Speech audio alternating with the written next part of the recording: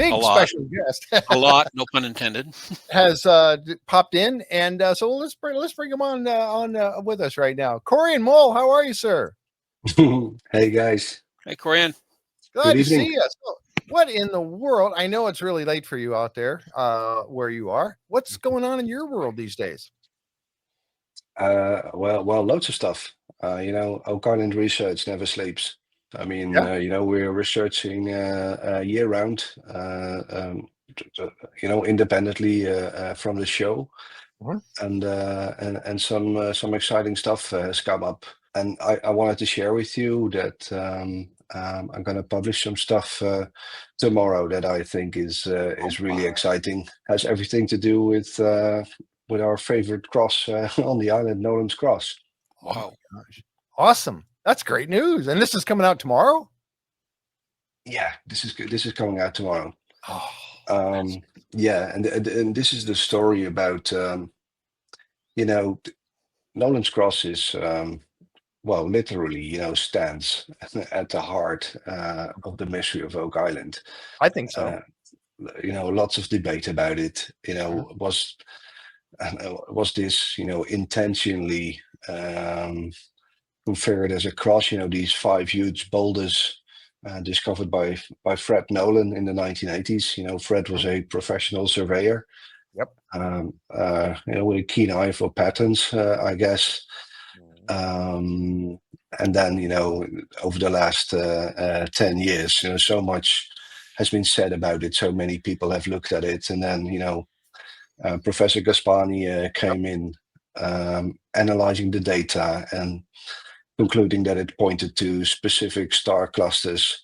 And then, made this jaw-dropping statement that it can only have been put there in 1200 AD, and I so remember, yeah, me too. I mean, I can so remember sitting there in Rome, discussing with him, and I asked him, what is the chance that this is coincidence?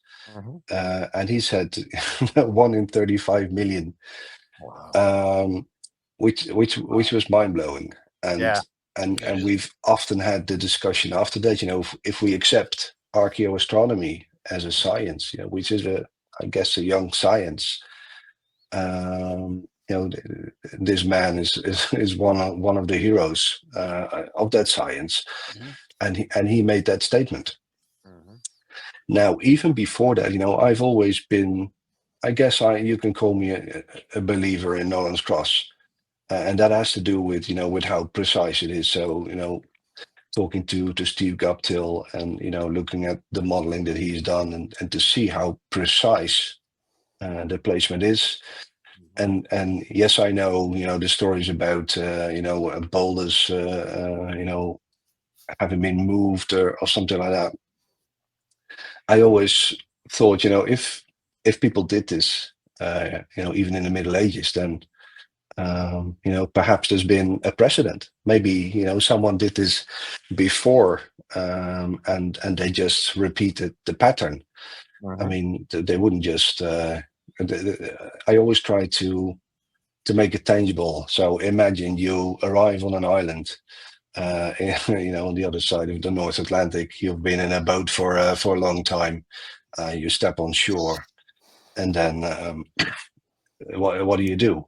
And is that then something you make up on the spot, or is it something that you know from back home, something that you've used before to mark your territory or something like that?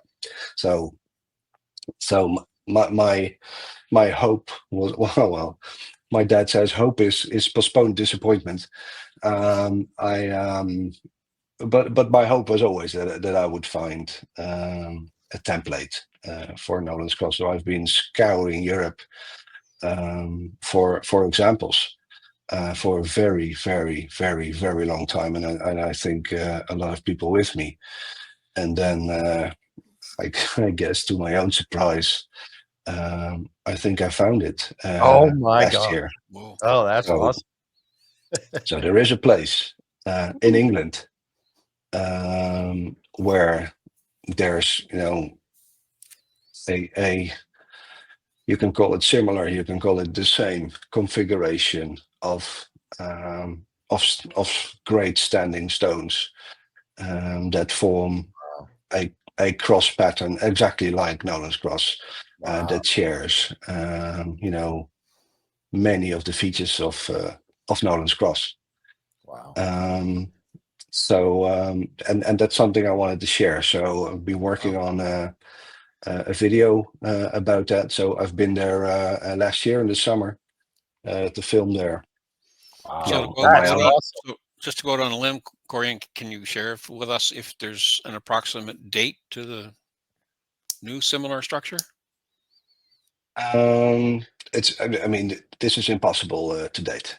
But there's been, I mean, this site is, to my knowledge, is completely unknown. Oh, wow. To anyone, even to people who live, a few hundred meters away from it. I can tell you where it is. It's in Yorkshire, in England, and I can share a picture, right? Okay, yeah, please. Am I boring you guys yet? No, man, I'm intrigued. You got my undivided attention, because I've always said, you can put something in plain sight and no one will ever know what it is unless they know what they're looking for. Yeah. Absolutely. Yeah. As soon as you know what you're looking for, well, it's not hidden anymore. Right. True. Exactly. Yeah. Okay, all right, okay, so I'm sharing this picture. Can you bring that up, Jeff? Yeah, there we go. There we go. So this is a screenshot from the video that I'll publish tomorrow night. So I'll do this around 8 p.m. EST.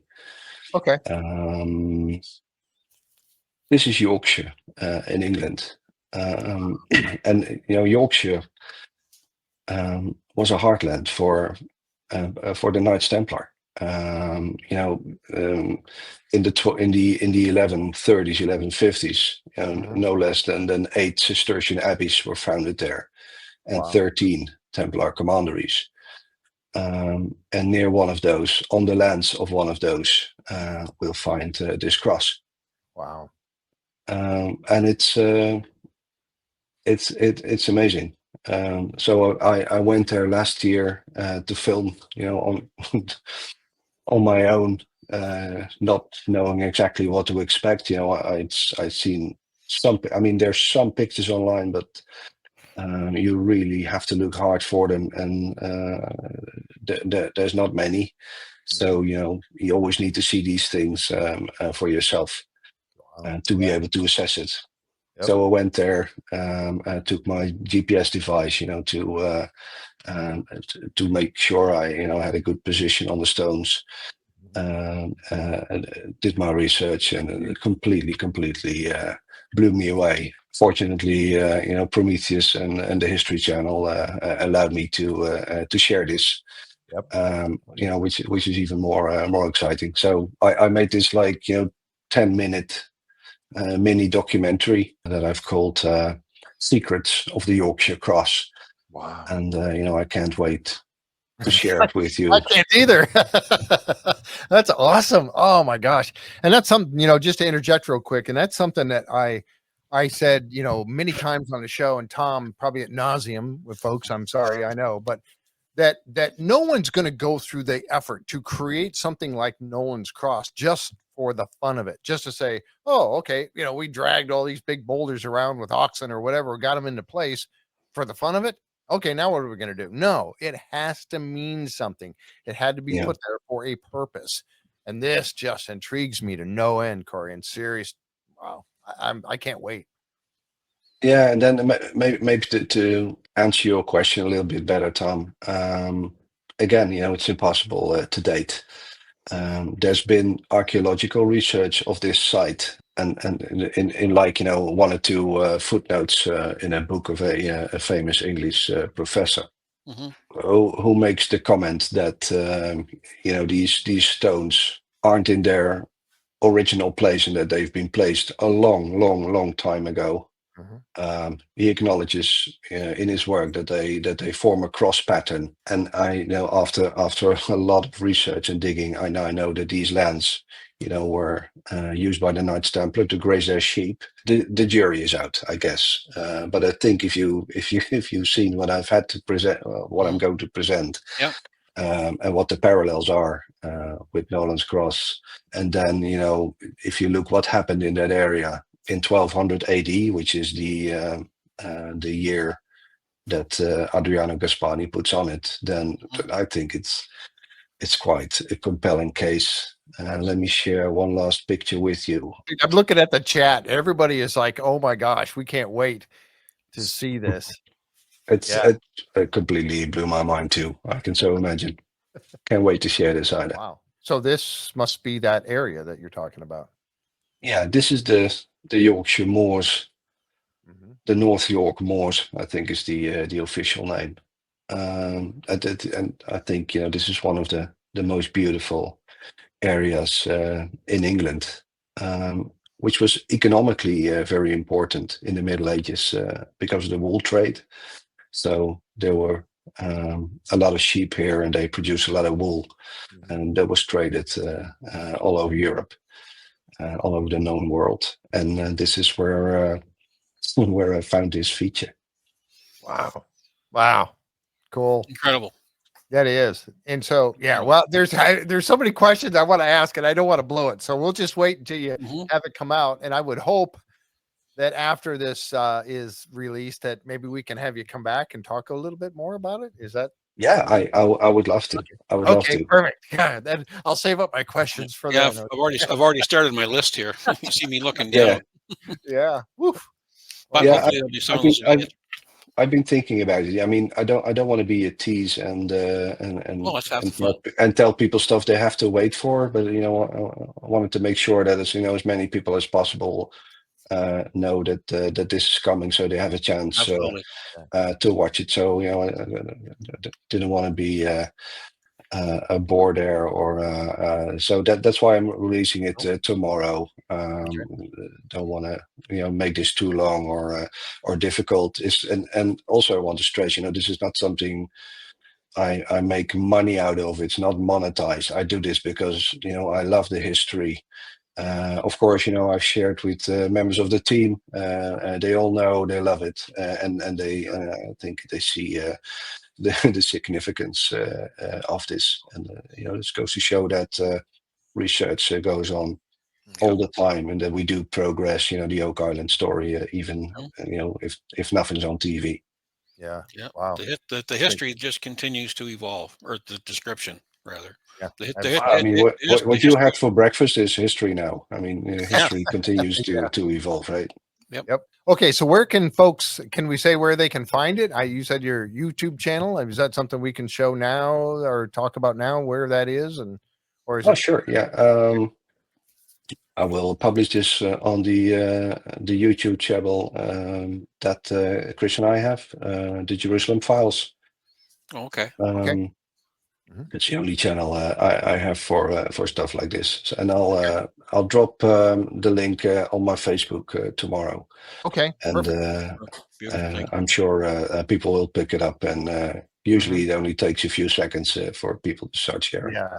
And this is great because, again, how Professor Gaspani figures this out is beyond me. Professor Gaspani is aware of this. He's looked at it.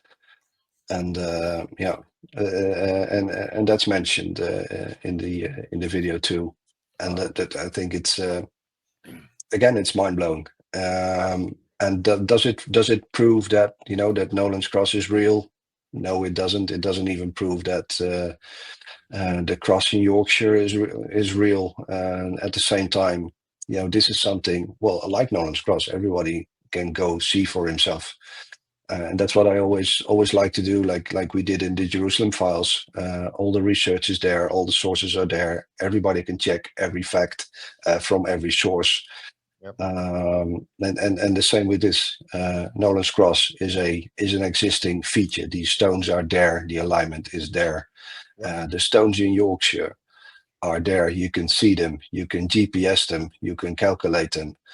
and it's fact, and it's amazing, and the story with 1200. These lands were granted to the Knights Templar by one of the, if not the most powerful patron in England at the time, who was a 9th generation Norman. He directly descended from the Normans that arrived in France in the 10th century, in the male bloodline.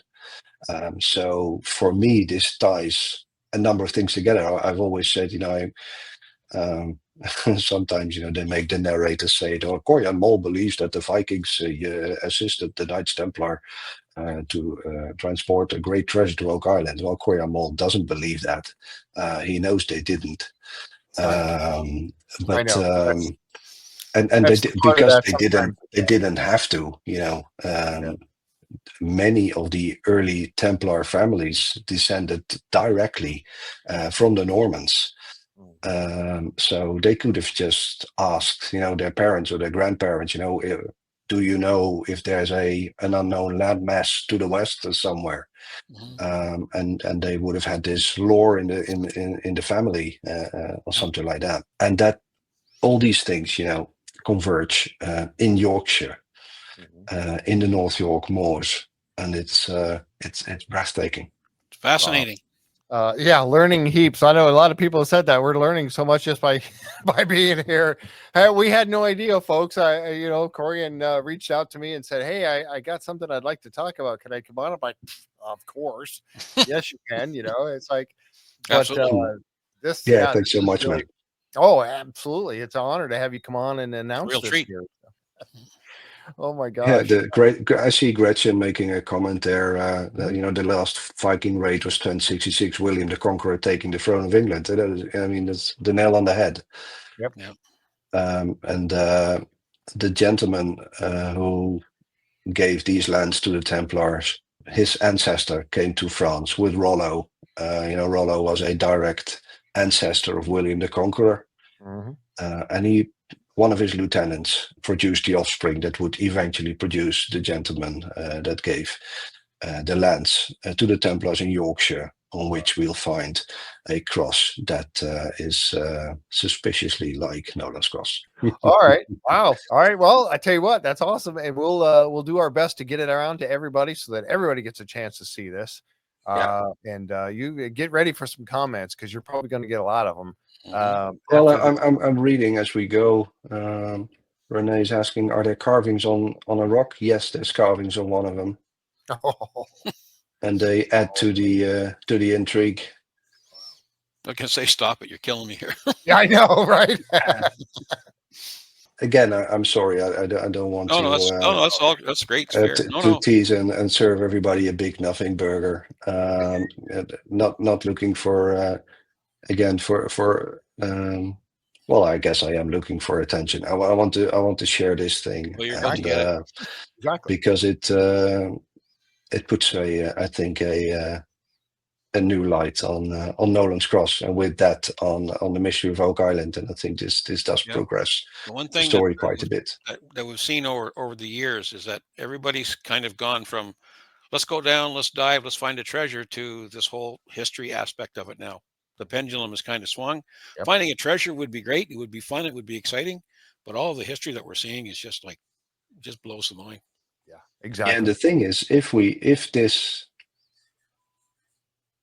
indeed, a boat full of people arrived and they positioned these stones in the Middle Ages on an island in the North Atlantic, then the next question again is the motive. Why on earth? Right. Why on earth did they go there? And why did they go through all the trouble? So yeah. And in that respect, season 12, which is now being aired, has been let's say remarkable in terms of research. but there too, I think we'll have to wait. They always leave the good stuff for the end of the season. Oh yeah. Yeah, I know, right? That's gonna just kill me. But yeah, That's television. yeah, and Tom and I, we do our best to go through every single episode and break them down as much as we possibly can, like we are tonight. But yeah, we know full well that there's going to be some stuff coming out in the last 4 episodes that are going to blow our socks off. So yeah, and I got a good feeling about some of what it is, but that's as much as we can say there. But oh boy, get ready for the ride, folks, because it's going to be a lot of fun. That's what I wanted to share, and so I invite you to have a look tomorrow, and then I'm happy to discuss afterwards. When everybody's had a chance to look at it, and let's have some fun. All right, sounds good. Thank you so much, Corjan. I appreciate that. Wow. Thank you very much. Yeah. Treat. Yep. Very welcome. Thank you for the opportunity, and look forward to see you guys soon.